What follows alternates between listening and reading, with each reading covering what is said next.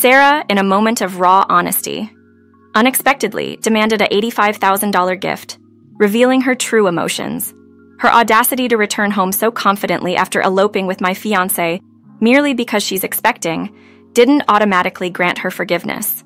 My father, with a steady voice, firmly told her to leave, highlighting her misplaced expectation of a warm welcome for her planned childbirth at home. Despite Sara's bold demeanor, she seemed oblivious to the harsh reality that she had no home to welcome her back and had lost something far greater. My name is Carolyn Judy, I'm 28, and soon I'll marry into the Dennis family. My upcoming wedding, set a year back, was a relief to my friends who were concerned about my prolonged singlehood. They insisted on taking me to a social gathering, even though I felt it wasn't their place to worry. Due to my plain appearance, I've always been insecure about not having certain physical attributes. Since childhood, I doubted anyone could find me attractive. At the gathering, I met Dennis, my fate. Dennis, the life of the party, approached me, a wallflower. His simple greeting made my heart race. He appreciated my career, recognizing the hard work behind it, which made my studious, less sociable past feel worthwhile. Dennis found comfort in my calm presence, contrasting his lively nature. Surprisingly, he became my first boyfriend. With him, life's simple pleasures, from movies to dinners, became joyous shared experiences. After a year, he proposed, and we began planning our wedding. Despite his sociability and good looks, which I felt were too matchless for me, our relationship blossomed. Introducing Dennis to my parents, my mother's reaction was hurtful yet expected. Her surprise at my ability to attract someone as handsome as Dennis felt embarrassing. My father, sensing the discomfort, advised her to refrain from such comments. My mother's unintentional insults about my appearance, suggesting cosmetic changes, have long affected my self-esteem. My older sister Sara, with her stunning looks, has always been the family's pride, making any compliments towards me feel insubstantial in comparison. During the marriage introduction, I hoped for genuine support from my family. Yet, the pattern of undermining comments continued. Suddenly, Sara's entrance changed the atmosphere. Her beauty and charm captivated Dennis instantly. Their immediate rapport overshadowed my presence, and Dennis's continuous praise for Sara on our way home left me feeling sidelined. Sara's unexpected demand for a lavish gift upon her return, pregnant and unapologetic for her past actions, disrupts the delicate balance of familial relationships. Her blatant disregard for the consequences of her choices highlights the complexities of forgiveness and acceptance within a family torn by betrayal and rivalry. Amidst these tensions, my journey of self-acceptance and love, despite insecurities and external judgments, emerges as a testament to resilience and the unexpected paths to finding happiness. Dennis's admiration for Carolyn's family was evident, especially when he marveled at the $85,000 her father had set aside for their wedding. He couldn't hide his excitement about joining a family with such beauty and kindness, playfully imagining gaining a beautiful sister and a generous dad.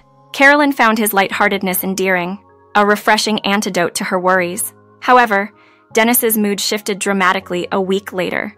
With the ease of someone discussing the weather, he suggested they break up. Carolyn, confused and still smiling, couldn't grasp the gravity of his words at first. Dennis's explanation was brutal.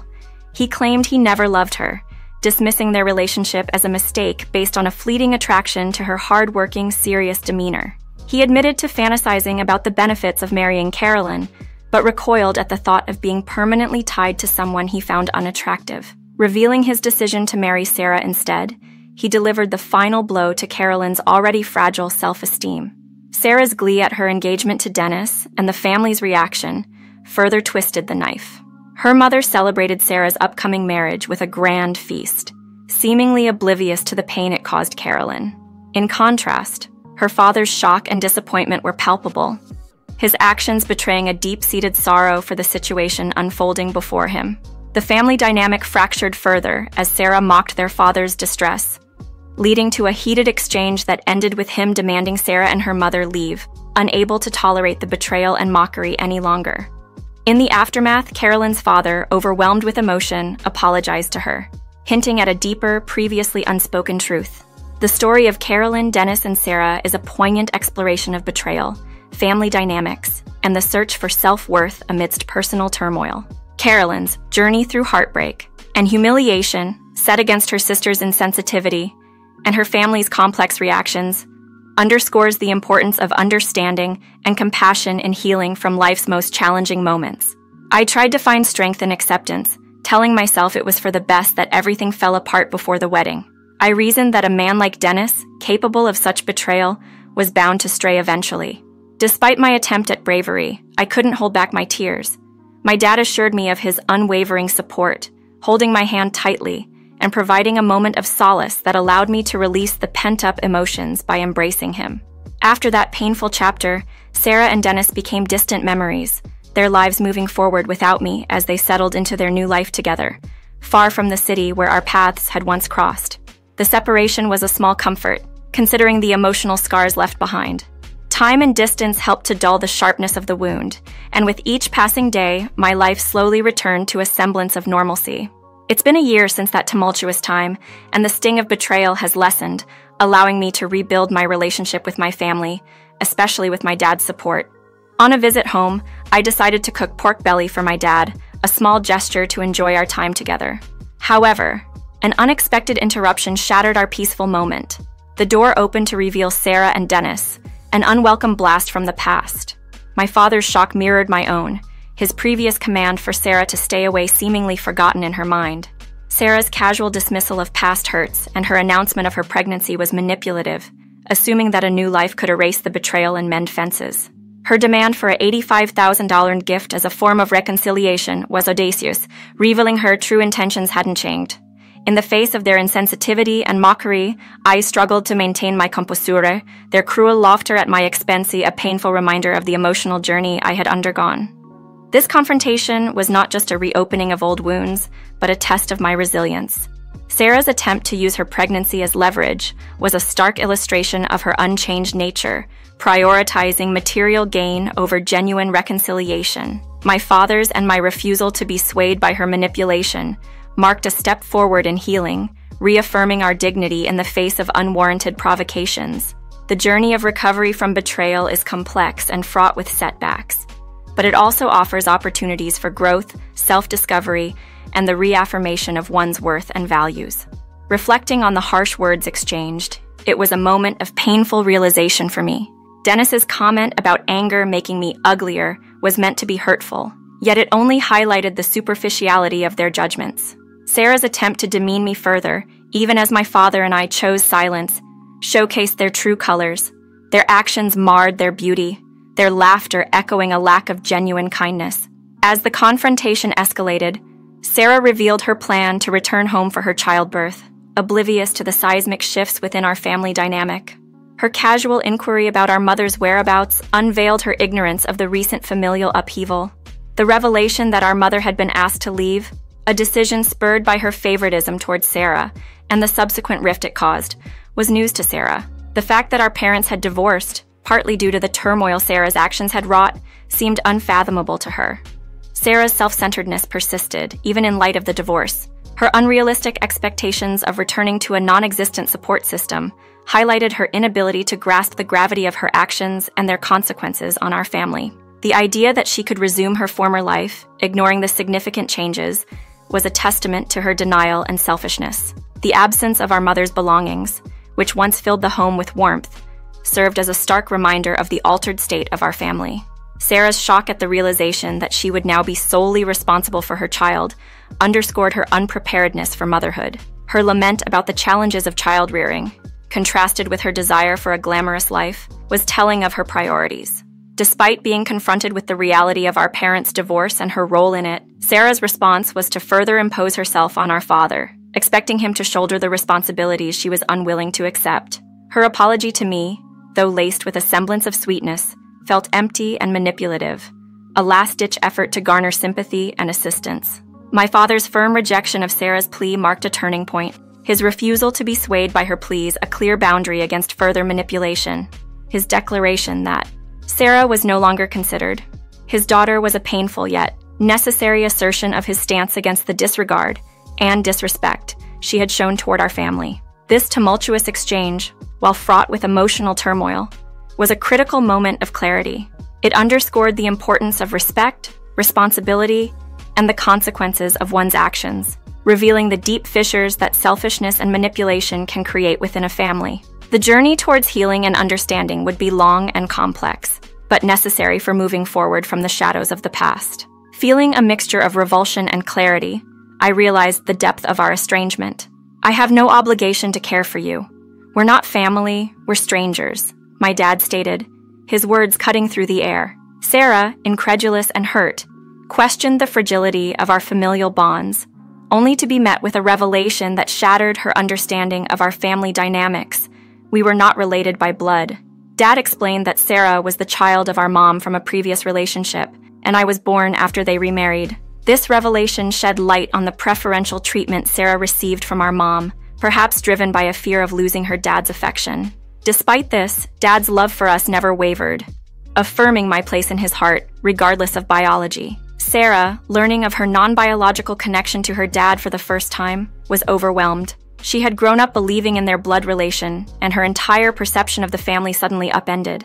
In her shock, she lashed out, claiming a twisted sense of relief at not sharing Dad's genetics, hoping for a more favorable biological heritage. Sara's attempt to leverage the situation for financial gain, requesting the $85,000 allocated for my wedding as a baby shower gift, was met with firm rejection. Dad, steadfast in his resolve, declared there was no financial support for those he now considered strangers, advising her to seek assistance from her mother. Dennis's interjection, appealing to a sense of paternal duty, failed to sway Dad. His repeated refusal underscored a severance of ties not just with Sara, but with the obligations imposed by a now-dissolved marriage. Sara's parting words, filled with bitterness and blame, aimed to cast Dad in the role of the villain in her narrative. Yet, Dad's explanation revealed a deeper manipulation at play. The discovery that our mom had sabotaged the legal adoption process to continue receiving child support from Sara's biological father painted a complex picture of deception and self-interest that had long underpinned our family's dynamics. This confrontation, though painful, brought to light the tangled web of relationships and motives that had defined our family. It underscored the realization that familial bonds, built on foundations of honesty and love, can withstand the trials of life, while those rooted in deception and self-gain eventually unravel, leaving behind a trail of hurt and disillusionment. In the wake of our parents' remarriage, Mom chose to retain her maiden name, a decision that, in hindsight, was likely aimed at concealing the marriage from Sara and the outside world. Dad shared this with a tone of disgust, highlighting the ulterior motives behind such a choice. The child support money, rather than benefiting Sara, seemingly ended up as mere spending cash for Mom. This revelation further distanced Dad from Sara, emphasizing the absurdity of expecting financial support from him post-divorce, likening Sara's demands to extortion.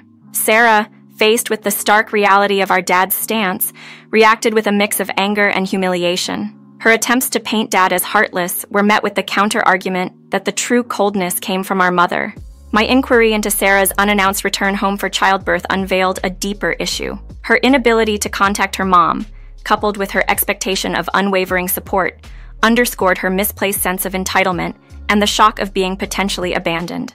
Sara's belief in our mom's unconditional love was shattered by the unfolding truth. The estrangement following her elopement with Dennis fractured our family, leading to our parents' divorce and Mom's abrupt disappearance with funds meant for Sara. This act of betrayal was compounded by the realization that Mom had kept Sara in the dark about both the divorce and the missing money. Confronted with the harsh reality, Sara's frustration and desperation surfaced as she demanded her share of the savings, a plea met with my firm response that the responsibility lay with our mom. Sara's struggle to come to terms with her situation was palpable, her panic escalating as she turned to Dennis for support, only to find him evasive and unhelpful. Dennis's inability to provide comfort or solutions highlighted his opportunistic nature, exposing the fragility of Sara's reliance on him. Her outcry at being left to suffer alone marked a moment of despair, a stark contrast to the earlier demands for financial support and familial reconciliation. The confrontation ended with Sara's departure, but the ordeal was far from over. In a dramatic twist, Sara threatened to erase all memories of our family, a desperate act reflecting her turmoil and the depth of the rift that had formed among us. This threat, while shocking, underscored the profound impact of the revelations and the emotional fallout from years of misunderstandings and manipulations within our family. Late one night, I was jolted awake by my phone ringing. Groggily, I answered, not fully aware of what I was doing. and suddenly, I was staring at a live video. My heart stopped for a moment when I saw flames licking the entrance of our family home. The fire, initially small and confined to the potted plants, seemed ready to engulf everything, spurred on by the wind. Dennis's face popped up on the screen, his tone unnervingly casual as he insinuated that I might have been careless, before admitting to setting the fire himself as part of a twisted scheme to coerce me into handing over the $85,000 meant for my wedding. His attempt to blackmail me into surrendering the money in exchange for putting out the fire confirmed my worst opinions of him. I refused, clarifying their mistake. The house was supposed to be empty, since Dad had moved in with me to avoid any potential harassment from them. Their plan was based on false premises, making their actions even more reckless and unfounded. As we argued, the situation escalated rapidly. To our horror, my mother appeared from inside the burning house, revealing she was the unintended victim of their dangerous gambit. Sara's immediate response, far from concern, was to demand her money, showing a shocking lack of empathy as Mom stumbled and fell, injured by the fire. The arrival of emergency services marked the end of this nightmare scenario. Sara and Dennis were arrested for arson, their shallow intentions laid bare. What might have started as a misguided attempt at extortion ended with serious consequences. They faced the reality of their actions from behind bars, a stark reminder of the line crossed from recklessness to criminality. Sara's subsequent imprisonment and the birth of her child in jail led to the difficult decision to place the baby in a safer environment, away from the instability and danger that seemed to follow Sara. The child, now with the chance for a better start in life, would hopefully find security and love with foster or adoptive parents. Meanwhile, my mother suffered the physical scars of that night, a painful testament to the recklessness of Sara and Dennis. The event underscored the tragic breakdown of what was once a family, brought to the brink by a series of misguided actions and choices. In the aftermath, we were left to pick up the pieces, a family forever changed by the events of one harrowing night. After discovering that my dad had moved out without selling our old family home, my mother started sneaking in to take valuables, unbeknownst to him. When she realized the house was unoccupied, she took it upon herself to live there. Despite her previous beauty, similar to Sara's, my mother's actions had left her far from sympathetic in my eyes. Her betrayal of both Sara and me made it impossible for me to feel sorry for her, especially when she irrationally demanded that my father take responsibility for the injuries she sustained while trespassing. My father firmly rejected her accusations, highlighting the illegality of her actions as both trespassing and theft. Despite her protests and the visible damage to her once beautiful face, my father remained steadfast, emphasizing that her crimes were separate from the unfortunate incident. In the aftermath, the house sustained minor damage and was still livable, but we chose to let it go.